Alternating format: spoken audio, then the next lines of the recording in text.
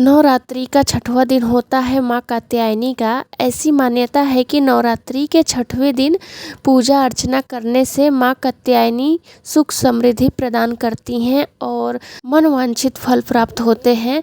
तो माँ सबकी मनोकामनाएं पूर्ण करें। और माँ का प्रिय भोग होता है शहद। तो आज मैं शहद का यूज करके बहुत ही क्रिस्पी सा खाजा बनाऊंगी, जो कि जगन्नाथपुरी में बहुत ही फेमस है। और इसको मैं छोटे साइज़ में बनाऊंगी, मिनी खाजा। तो यहाँ पे मैंने 1 कटोरी मैदा ले लिया है और 1 चम्मच घी डाल के मैं इसे अच्छे से मोयन कर ली हूँ। अब इसका हमें सख्त डो तैयार करना है, मतलब कि रोटी जो बनाते हैं उससे थोड़ा सा टाइट होना चाहिए।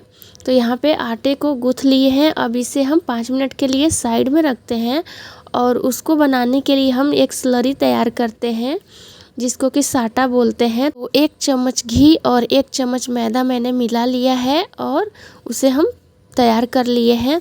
और फिर आटे को हम थोड़ा सा मल लेते हैं और इसका हम लोई काट लेते हैं। तो यहाँ पे हम 3 लोई तैयार करेंगे इससे। यहाँ पे हम छोटे साइज के बनाएंगे मिनी खाजा, तो बहुत ज़्यादा बड़ा लोई नहीं करेंगे। और इसको हम सिंपली रोटी की तरह बेलेंगे। जितना बड़ा बेल सके, जितना पतला हो सके उतना पतला बेल सकते हैं। जितना ही पतला होगा हमारा रोटी, उतना ही पतला खाजा बनेगा, मतलब कि क्रिस्प बनेगा। तो यहाँ पे हम पलटते पलटते बहुत अच्छे से पतला बेल लिए हैं। अब इस पे हम साटा लगाएंगे, बहुत अच्छे से चारों तरफ फैलाएंगे। साटा में मतलब कमी नहीं करेंगे, अच्छे से लगाएंगे, तभी ये लेयर जो हैं बिल्कुल अलग अलग होंगे खाजा के। अब ये अच्छी तरह से चारों तरफ फैला लिए हैं। अब एक साइड से इसको हम फोल्ड करना शुरू करेंगे, तो ये इजीली फोल्ड हो जाता है। देखिए, ऐसे हम फोल्ड करके तैयार कर लेंगे एक रोल। अब ये रोल तैयार हो गया। हल्का सा हम इसे बढ़ा लेते हैं हाथों से और थोड़ा सा इसको दबा लेते हैं। और अब हम छोटे छोटे लोई काट लेंगे।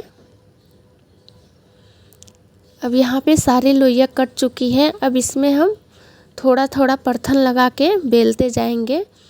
तो एक लोई लेंगे और हल्का सा दबा के फिर बेलेंगे। तो इसको बेलन से भी हमको बहुत ज़्यादा दबा कर नहीं बेलना है, वरना बिल्कुल चिपका रह जाएगा। और इसको मैं 2 तरीके से बताऊंगी।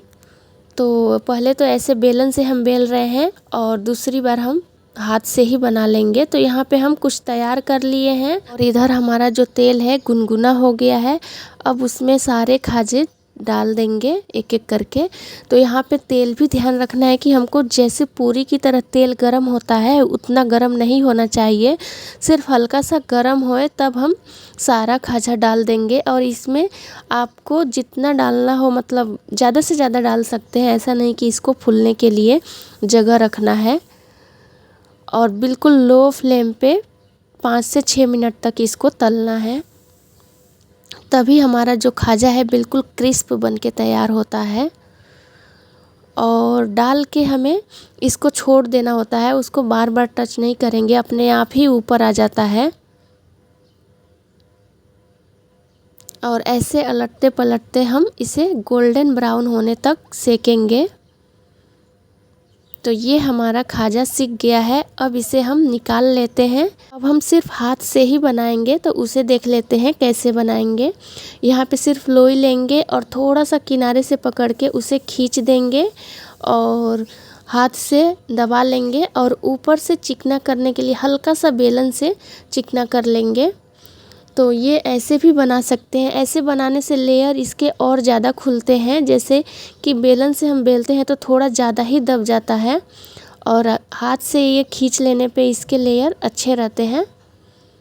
देखिए, ऊपर से हल्का सा बेल देंगे। नहीं भी बेलेंगे तो हथेलियों से ही सिर्फ दबा के तैयार कर लेते हैं। तो यहाँ पे ये दूसरा शिफ्ट भी हम खाजा तैयार कर लिए हैं। और पहला शिफ्ट जब हम तले थे तो तेल गरम हो गया था, तो हम क्या करेंगे कि गैस की फ्लेम को ऑफ़ कर देंगे और ऑयल का टेम्परेचर हल्का सा कम हो जाएगा। फिर हम दूसरे शिफ्ट का खाजा डालेंगे और फिर गैस की फ्लेम को ऑन कर देंगे। इससे हमारा खाजा अच्छा से क्रिस्प बनता है। और आप चाहें तो जो परत दिख रहा है उसके बीच में हल्का हल्का चक्कू डाल के उसको फैला देंगे तो और ज़्यादा फैल जाएगा। बट यहाँ पे छोटे साइज़ का मैंने बनाया है तो ये वैसे ही बहुत क्रिस्प बने हैं। अगर बड़े साइज़ के बनाते तो फिर उसको फैला के बनाते, जैसे कि हलवाई लोग बनाते हैं और वो बहुत बड़े साइज़ के बनाते हैं।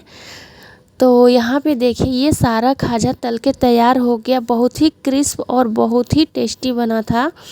और ये जो हम बेलन से बेले थे वो थोड़ा सा चिपटा हुआ है और जो हाथ से सिर्फ बना है वो फैला फैला सा है। तो हाथ से ही बना लें तो ज़्यादा अच्छा है और उसके लेयर्स भी ज़्यादा दिख रहे थे, बट क्रिस्प दोनों ही बने हैं। तो यहाँ पे हम दूसरे बर्तन में रख लेते हैं। और हमको हनी वाला बनाना है तो यहाँ पे हम डायरेक्ट अब इसके ऊपर हनी डाल देंगे। इसमें कुछ करना ही नहीं होता है, हमको चाशनी वगैरह तैयार करने की ज़रूरत ही नहीं है। तो ये हमारा माँ कात्यायनी का भोग बनके तैयार हो गया, हनी वाला खाजा। आप भी बनाएं और इन्जॉय करें। चलिए मिलते हैं अब नेक्स्ट वीडियो में नई रेसिपी के साथ। तब तक के लिए take care and bye bye. Thank you.